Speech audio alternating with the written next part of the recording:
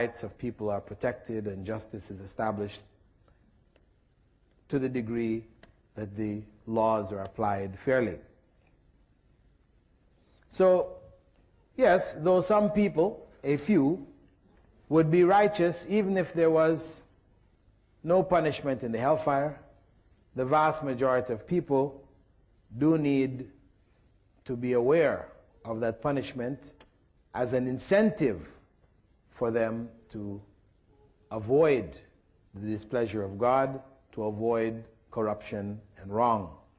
And paradise is there on the other end as an encouragement and a reward, as a reward for them when they live lives that are righteous and don't seem to receive the rewards in this life.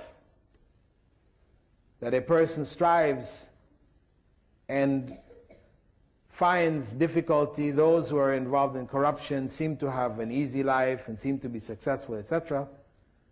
The reward of paradise is there as an incentive for the individual also to stick with what is right and what is good in spite of the difficulties they may face in this life. You mentioned that of the great signs, the fire will lead people to the place of gathering. Where is this place of gathering? Is it also the mahshar? Yeah, this is what it is also referred to in the Quran. The exact location I am not at liberty to say. But it is on earth. But the earth will not be as we know it in our time. What will be the common age or physical condition of the people of the hereafter? Those in paradise will be at the prime of their youth.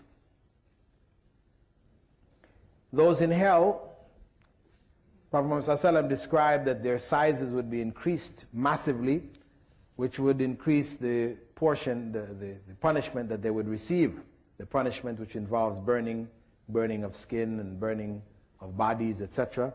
The more skin, the bigger you are, the more suffering that you will go through. So their sizes will be increased, massively. What is the punishment of the grave?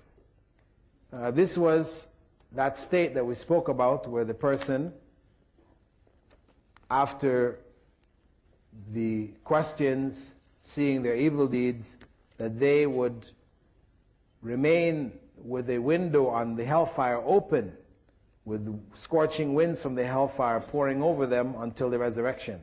That is the punishment of the grave. And along with it, there would be other trials that would come to them, wherein the Prophet ﷺ described that the grave or that state would become so constricted that their ribs would cross into each other. And they would be also beaten. Those evil, particularly evil ones among them, they would also suffer other punishments in that state. What happens to the angels? Do they go to heaven or hell? They don't go to either heaven or hell. They become dust. So Allah, on the Day of Judgment, will resurrect some of the animals. Among them, the Prophet ﷺ described a goat that knocked another goat off a mountain, as an example, that on that day they would be resurrected and the other goat would knock the other one back. So this is an example of the fulfillment of Allah's justice. No wrong or no harm will go unresolved. That there would be that retribution for everything which took place in this life. Furthermore, as the Prophet ﷺ described, that death will be personified as a white ram and brought forth, and people from hell and people from heaven will be asked what it is, and they both will recognize it as being death, and it will be slaughtered, and it will be stated that their life will be eternal from there on in. There would be no death. Is it possible to prove scientifically that there is life after death? No.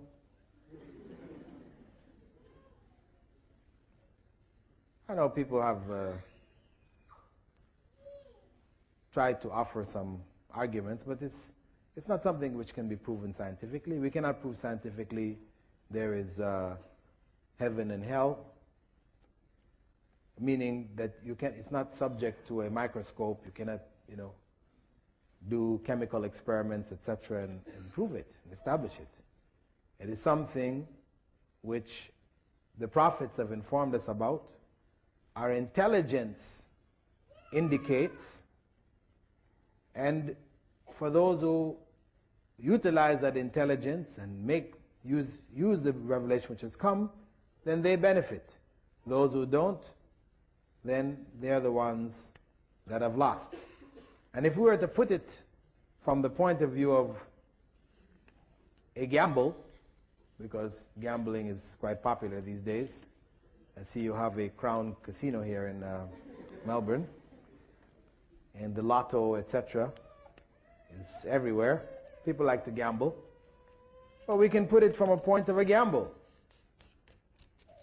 If a person believes that there's life after death, and does and lives a good life, a righteous life, and there is no life after death, they didn't lose anything. But if there is a life after death, then they have succeeded. But if a person doesn't believe in the life after death, and there is a life after death, then they've lost everything. If there's no life after death, okay, they were right. They didn't lose anything. They didn't gain anything in that sense. But if there is no life after death, then they are in a major state of loss. You mentioned Sahih Muslim and Sahih al-Bukhari. My sheikh says I should not read these books because they're for the ulama, the scholars. They say I should just read Fadaili A'mal, Tablighi Nisab. Is this okay?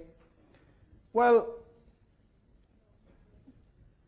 Sahih Bukhari, Sahih Muslim, these collections of hadith were not made for the scholars. They were collected for the ummah. These are the statements, the actions of Prophet Muhammad ﷺ.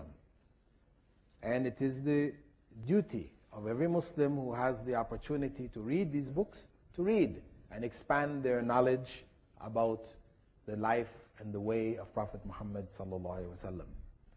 The scholars will help them in the understanding, meaning that you don't pick up the book and anything you read, all of a sudden you go running off, behind this thing. Well, look what I found. No, you need to check it out. Of course, you have scholars who will clarify for you. Is this something? Because it may be something abrogated, which was a practice in early Islam, which was later abrogated. So there does need to be guidance in its usage. But in terms of general reading and expanding one's knowledge, there's so much in there in terms of character, of practices, daily practices, general practices, etc., that for one to say you shouldn't read it, this is not really the best advice. Now, in terms of the books Fadaili A'mal and Tablighi Nisab, these are collections of hadiths from the various books. In there are a number of weak hadiths in these books. So these books are, in fact, not as safe as Bukhari and Muslim, in that the hadiths of Bukhari and Muslim are certified authentic by the scholars of the Muslim world from many centuries until now. These are the books. They have authentic material, they have useful material in there, but there are also some errors in there, some weak hadiths or fabricated hadiths, stories which are fantabulous.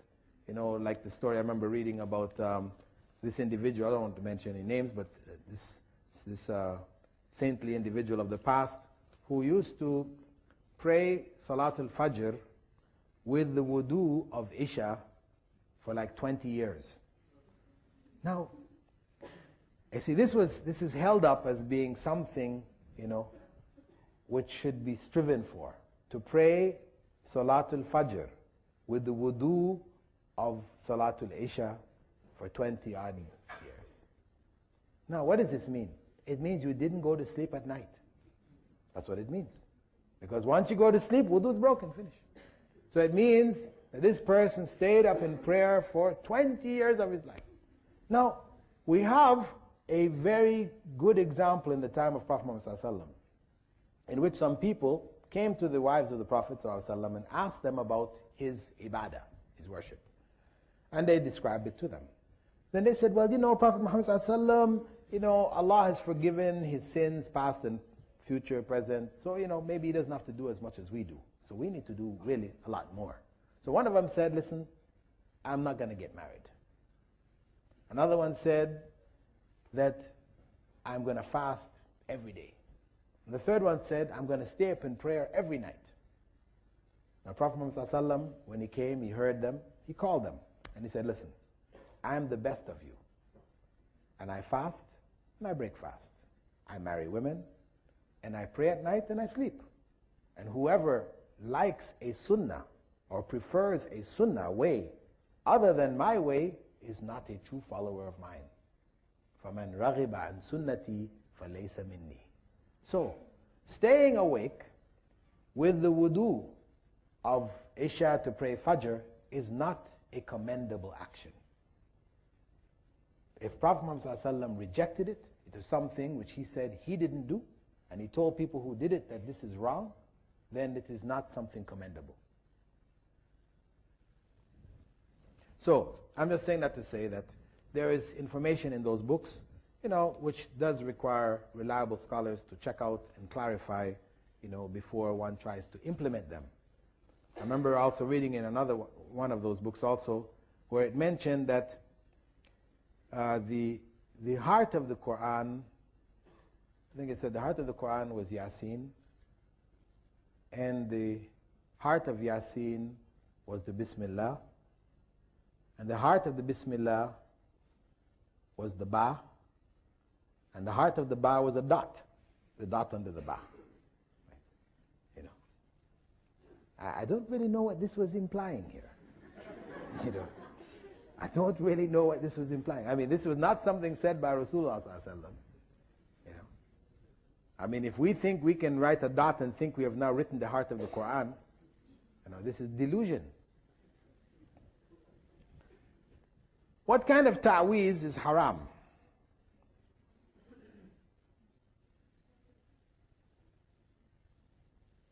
The ta'weez, or ta'weez, amulets, wherein general scholars hold that wherein the contents are unintelligible in other languages, or that they're, writing Quran backwards and using, squares and X's and O's and these type of things, this is all considered to be haram, clearly.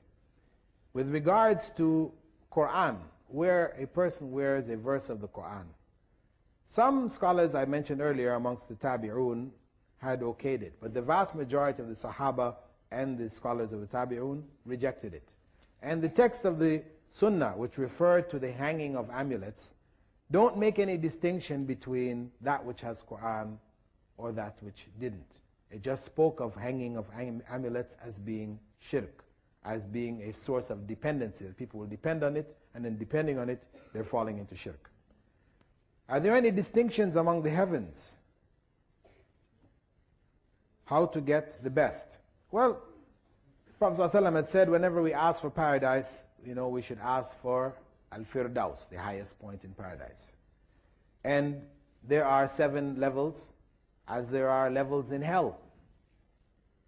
The more righteous will be on the higher levels, the less righteous will be on the lower levels. But even the last person who will go to paradise, Prophet Muhammad ﷺ had said in a narration found in Sahih Muslim, that this person who will be the last one coming out of hell, going into paradise, will be told to go, he'll crawl out, and be told to go to paradise, and he'll go there and he finds it full. And he'll come back and he said, oh Allah, I found it full. And Allah will say, no, go ahead, it's there. He will say, oh Allah, are you making fun of me? Are you ridiculing me? No. And Allah will tell him no, and allow this person to go in. He said, no, there is a place for you which is 10 times the size of this world. So that even that person who is going in, where it appears to be full, and he's the last one, even at that level, he will have a place some 10 times the size of this whole world. In hell, As we said, there are also levels. The lower levels represent